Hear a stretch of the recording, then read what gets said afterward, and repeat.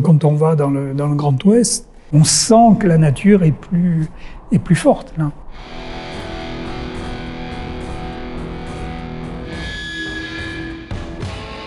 Pour moi, sauvage, c'était plutôt la notion de grands espaces et de grandes étendues. L'image que j'ai toujours en tête, hein, un feu style un gros feu de camp. Et ici, cette atmosphère et cette profondeur, entre guillemets, que j'ai essayé de traduire, avec des notes un petit peu plus cuirées, plus de notes de fond, en gardant toujours la signature, en l'habillant, l'arrondissant un petit peu plus, avec des notes vanille.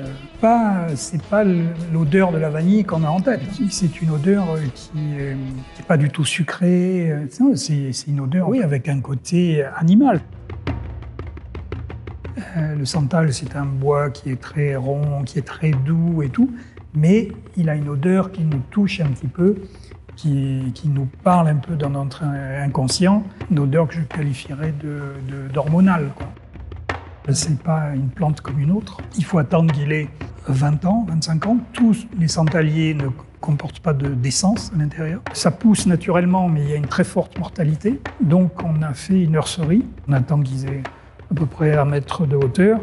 Et on les replante dans cette forêt et ils se développent, j'allais dire, naturellement. Donc c'est une plantation accompagnée.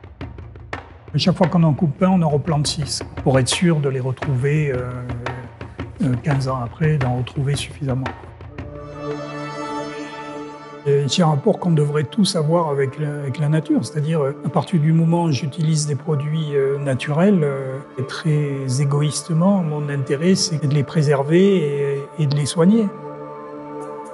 Les produits sans les gens qui les cultivent, il n'y a pas de valeur. C'est en les faisant travailler de manière juste que l'on arrive à préserver ce savoir-faire, parce que sinon ça se dilue, puis ça se perd. Et c'est notre rôle de grande maison de parfum. On prend quelque chose et on donne.